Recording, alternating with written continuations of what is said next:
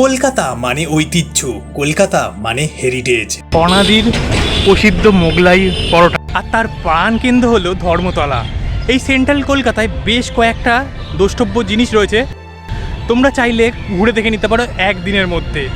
তার মধ্যে বেশ কিছু জিনিস আছে একেবারেই ফ্রি, তবে হ্যাঁ আবার এমন কিছু জিনিস আছে যেগুলো ঢুকতে গেলে তোমাদের পকেট বেশ ফাঁকা হয়ে যাবে, এমনকি অনেকে সেখানে ঢুকতেও পারবে না।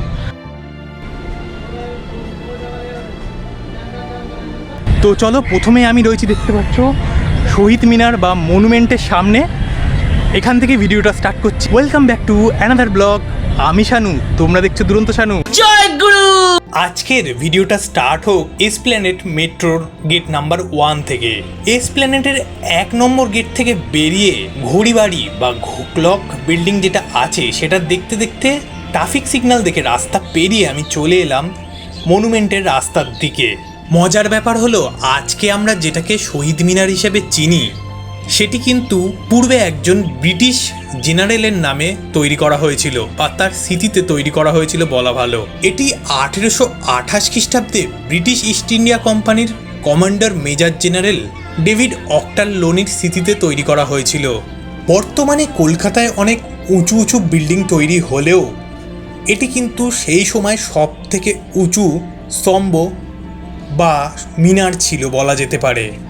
এটির উচ্চতা প্রায় 157 ফিট। যদি তোমরা বিকেলের দিকে এখানে যাও তাহলে দেখতে পাবে এর চারিপাশে অনেকগুলি বসার বেঞ্চ রয়েছে, আর প্রচুর মানুষ কিন্তু এখানে বিকেলবেলা হাওয়া খেতে বসেন। তাই তোমরা চাইলে 2-3 ঘন্টা আরামসে কাটিয়ে ফেলতে পারো। আর এই জায়গাটাতেও অনেক হকার খাবার বিক্রিও করে, ফলে খাওয়া দাওয়ার কোনো অসুবিধা হবে না। তোমরা এখন যে জায়গাটা দেখতে পাচ্ছ এই সেই ব্রিগেডের মাঠ। এখানেই যত ঝামেলা, গন্ডগোল, মিটিং যা হয় সব এখানেই হয়। এখান দিয়ে দেখতে পাচ্ছ ইডেন গার্ডেনের যে ফ্ল্যাশ লাইট যেগুলো দেখতে পাচ্ছ সেগুলো কিন্তু রয়েছে, আর এখান থেকে বেশ কিছুটা গেলেই ইডেন গার্ডেন্সে পড়ে যাবে। এবার এখান থেকে বেরিয়ে যাব নেক্সট ডেস্টিনেশনে তোমাদের সঙ্গে। তো চলো যাওয়া যাক। আজকে রোদ্দুরটা বেশি রয়েছে। আগের ভিডিওটা কিন্তু যেদিন এসেছিলাম বৃষ্টির জন্য ব্লগটা মাঝখান থেকে বন্ধ হয়ে গেছিলো, তো জামার শার্টের কালার দেখেই বুঝতে পারছো। আর এই যে মূর্তিটা দেখতে পাচ্ছ ইনি কিন্তু বিপ্লবী মাতঙ্গিনী হাজরা। এবার এই যে সামনে যে রাস্তাটা দূরে, ওই দূরে দেখতে পাচ্ছ ওটা কিন্তু রেড রোড। ধর্মতলাকে পিছনে ফেলে এবার আমরা এগিয়ে যাচ্ছি পার্ক স্ট্রিটের দিকে। এখানে ঢুকতে গেলে বিশাল সিকিউরিটি চেকিংয়ের মধ্যে দিয়ে ঢুকতে হয়, মানে 5 স্টার যাকে বলে, ফুল 5 স্টার চেকিংয়ের জন্য দাঁড়িয়ে রয়েছে। ভিতরে গিয়ে ফুল চেকিং হবে। পার্ক স্ট্রিটের দিকে এগিয়ে যেতে যেতে পড়ে যাবেন নিউ মার্কেট। দেখতে পাচ্ছ নিউ মার্কেটের নতুন রূপ। যাই হোক, নিউ মার্কেটকে পাশে রেখে আমরা আরেকটু এগিয়ে যাব এবং এগিয়ে যেতে গিয়েই পড়বে ধর্মতলা থেকে পার্ক স্ট্রিটের দিকে আস্তে আস্তে মিউজিয়াম বা ভারতীয় সংগ্রহশালার সামনে চলে এলাম। এই ইন্ডিয়ান মিউজিয়াম বা ভারতীয় জাদুঘরে ঢোকার সময় টিকিট প্রাইস সব কিছুই আমি তোমাদের বলছি। দেখতে পাচ্ছ মিউজিয়ামের টিকিট কাউন্টার এটা কিন্তু সপ্তাহে প্রত্যেক দিন খোলা থাকে, শুধুমাত্র সোমবার দিন বন্ধ থাকে, আর প্রত্যেক দিন 10টার সময় খোলে এবং 6টার সময় বন্ধ হয়ে যায়। আর এখানকার টিকিট প্রাইস হলো ভারতীয় নাগরিকদের ক্ষেত্রে 50 টাকা প্রতি অ্যাডাল্ট পার্সনের জন্য, আর বাচ্চাদের জন্য কিন্তু রয়েছে 20 টাকা, তবে সেটা 5 বছরের মধ্যে হতে হবে। তোমরা যদি শনি রবিবার দিন আসো তাহলে 10টা থেকে 8টা অবধি খোলা পেয়ে যাবে। এইদিকে সোজা রাস্তাটা ধরে এগিয়ে গেলেই পার্ক স্ট্রিট পড়বে। তোমরা চাইলে এসপ্ল্যানেড থেকে মেট্রো ধরে সোজা পার্ক স্ট্রিট যেতে পারো। পার্ক স্ট্রিট মানেই 25শে ডিসেম্বর, ক্রিসমাস।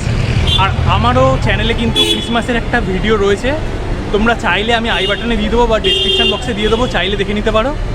আর ক্রিসমাস ছাড়াও পার্ক স্ট্রিট কিন্তু দুর্গাপুজো এবং কালী পুজোর সময় খুব সুন্দর করে লাইট দিয়ে সাজানো হয়ে থাকে।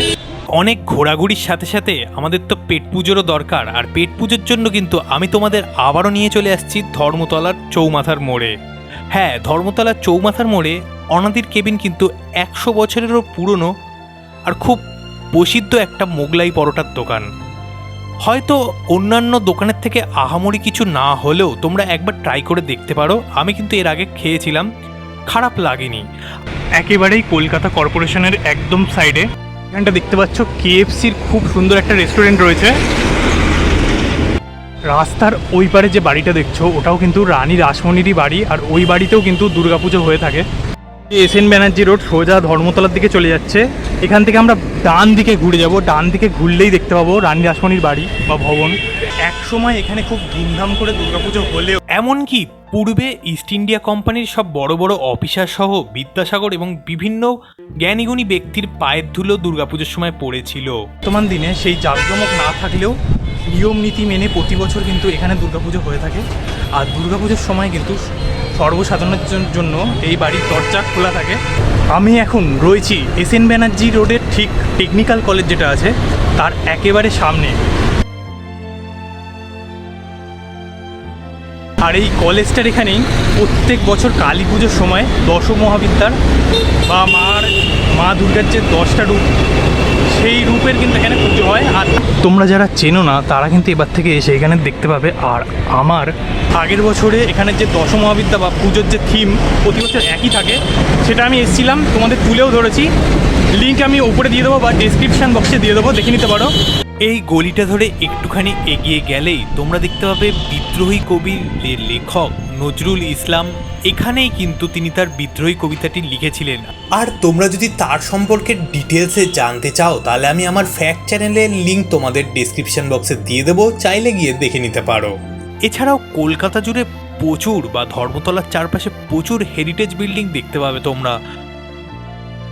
তো দেখতেই পাচ্ছ অলরেডি বৃষ্টি চলে এসছে, আর মোটামুটি তোমাদের মিউজিয়াম অবধি দেখিয়েও দিলাম। আজকে আর পুরোটা কভার করতে পারছি না। এবার আমি ভিক্টোরিয়া এবং তার আশপাশের যে জায়গাগুলো রয়েছে তো সেই জায়গাগুলো আমি নেক্সট ব্লগে কভার করব। ততক্ষণের জন্য ভালো থেকো, আর আমার এই ভিডিওটা ভালো লাগলে অবশ্যই লাইক করো, শেয়ার করো। দেখা হবে নেক্সট ভিডিওতে, ততক্ষণের জন্য টাটা।